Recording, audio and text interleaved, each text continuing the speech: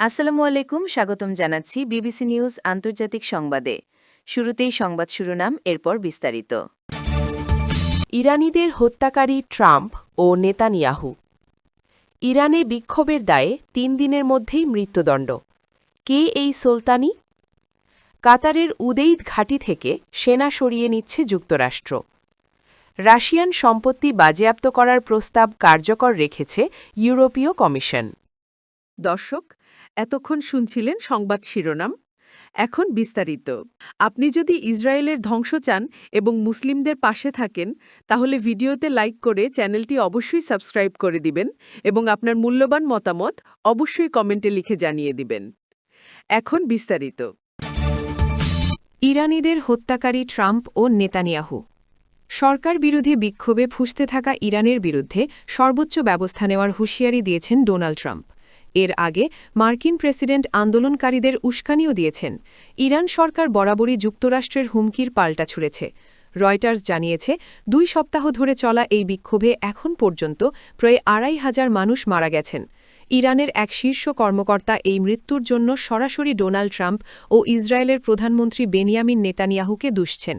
Iran সবসময় বলে আসছে, বিক্ষোভে ইন্ধন যোগাচ্ছে এই যুক্তরাষ্ট্র ও ইসরায়েল। টিআরটি ওয়ার্ল্ডকে নাম প্রকাশে অনিচ্ছুক ওই ইরানি কর্মকর্তা বলেছেন, ইরানে বিক্ষোভে প্রাণহানির ঘটনার জন্য মূলত যুক্তরাষ্ট্র ও ইসরায়েল দায়ী থাকবে। এর আগে ইরানের সর্বোচ্চ জাতীয় নিরাপত্তা পরিষদের সচিব এবং সাবেক পার্লামেন্ট স্পিকার আলী লারিনজানি এক্স লিখেছেন, আমরা ইরানের জনগণের প্রধান হত্যাকারীদের নাম ঘোষণা করছি। ১. ট্রাম্প, ২. নেতানিয়াহু। ট্রাম্প ইরানিদের দেশের নেতৃত্বের বিরুদ্ধে বিক্ষোভ চালিয়ে যাওয়ার আহ্বান জানিয়ে বলেছিলেন, সাহায্য আসছে। মঙ্গলবার ১৩ জানুয়ারি মিশিগানে সাংবাদিকরা ট্রাম্পের কাছে জানতে চেয়েছিলেন যে ইরানে বিক্ষোভকারীদের জন্য সাহায্য আসছে বলতে তিনি কি বুঝিয়েছেন। জবাবে ট্রাম্প বলেন, আপনাদেরই বুঝে নিতে হবে, আমি দুঃখিত। পরে ট্রাম্প সিবিএস নিউজকে দেওয়া এক সাক্ষাৎকারে ট্রাম্প বলেন, ইরান সরকার যদি বিক্ষোভকারীদের ফাঁসি দিতে শুরু করে তাহলে যুক্তরাষ্ট্র খুব কঠোর ব্যবস্থা নেবে। তবে সেই ব্যবস্থাগুলো কি হবে সে বিষয়ে তিনি বিস্তারিত কিছু বলেননি। ইরানে বিক্ষোভের দায়ে ৩ দিনের মধ্যেই মৃত্যুদণ্ড। কে এই সুলতানি? ইরানে চলমান বিক্ষোভে ইরফান সুলতানি নামে এক বিক্ষোভকারীকে গ্রেফতারের ৩ দিনের মধ্যে বিচার শেষে মৃত্যুদণ্ড রায় ঘোষণা করা হয়েছে, যা আজ বুধবার ১৪ জানুয়ারি কার্যকর হবে। সুলতানির বাসা তেহরানের উপকণ্ঠের কারাজ শহরে। তিনি পেশায় একজন দোকানদার। কিছু সংবাদমাধ্যম জানিয়েছে তিনি একজন ফটোগ্রাফারও। তবে রাজনৈতিক কোনো দলের সঙ্গে তিনি যুক্ত নন বলে জানিয়েছে তার পরিবার। সুলতানির বোন একজন আইনজীবী, তবে তাকে ভাইয়ের আইনি লড়াইয়ে অনুমতি দেওয়া হয়নি। মানবাধিকার সংস্থাগুলো দাবি করেছে, বিক্ষোভে শুধুমাত্র স্বাধীনতার জন্য স্লোগান দেওয়ায় তাকে গ্রেফতার করা হয়েছে। ব্রিটিশ সংবাদমাধ্যম দ্য গার্ডিয়ান জানায়, বিক্ষোভে অংশ নেওয়ায় গত ৮ জানুয়ারি কারাজ শহরে তার বাসা থেকে গ্রেফতার করে নিয়ে যায় আইন শৃঙ্খলা রক্ষাকারী বাহিনী। ১ জানুয়ারি সুলতানিকে নিয়ে আদালতে শুনানি হয়। ওই দিন আদালত তাকে মহারেবে বা আল্লাহর বিরুদ্ধে যুদ্ধ করার অপরাধে অভিযুক্ত করে এবং মৃত্যুদণ্ড দেয়। তার পরিবারকে ৫ দিন আগে মৃত্যুদণ্ডের ব্যাপারে অবহিত করা হয়। তাদের বলা হয়, দণ্ড কার্যকরের দিন সকালে মাত্র ১০ মিনিটের জন্য তাদের সঙ্গে তাকে দেখা করতে দেওয়া হবে। কাতারের উদেইদ ঘাঁটি থেকে সেনা সরিয়ে নিচ্ছে যুক্তরাষ্ট্র। কাতারে অবস্থিত আল উদেইদ সেনা ঘাঁটি ছেড়ে যাওয়ার জন্য সেখানকার মার্কিন সেনা সদস্যদের পরামর্শ দিয়েছে যুক্তরাষ্ট্র। মধ্যপ্রাচ্যের সবচেয়ে বড় ওই ঘাঁটিতে প্রায় ১০,০০০ সেনা রয়েছে।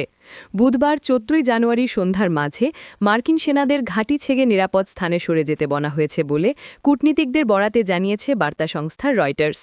বার্তা সংস্থাটি ৩ জন মার্কিন কূটনীতিকের সঙ্গে কথা বলেছে।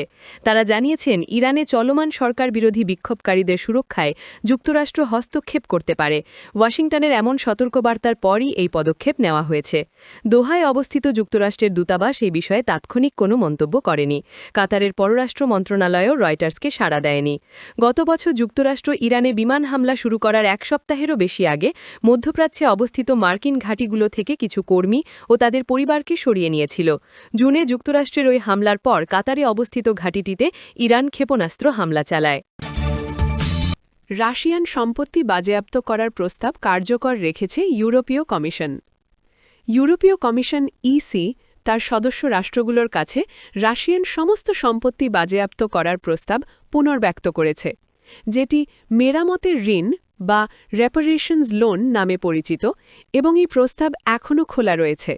EC president Ursula von der Leyen একটি প্রেস কনফারেন্সে বলেছেন ভন ডার লেয়েন বলেছেন আমাদের মেরামতের ঋণের প্রস্তাব এখনও টেবিলের ওপরে রয়েছে এটি রাশিয়াকে একটি শক্তিশালী সতর্কতা হিসেবে কাজ করবে যে আমরা তাদের স্থগিতকৃত সম্পত্তির ওপর আমাদের অধিকার ব্যবহার করার অধিকার রাখি রাশিয়ান সম্পত্তিগুলো স্থায়ীভাবে জমা রাখা হয়েছে এবং এই সম্পত্তি শুধুমাত্র তখনই মুক্তি পাবে যদি ইউরোপীয় ইউনিয়নের সদস্য দেশগুলোর ৫৫% অথবা ২৭টি সদস্য দেশের মধ্যে ১৬টি দেশ যেখানে ৬৫% জনগণের বাস এই বিষয়ে ভোট দেয়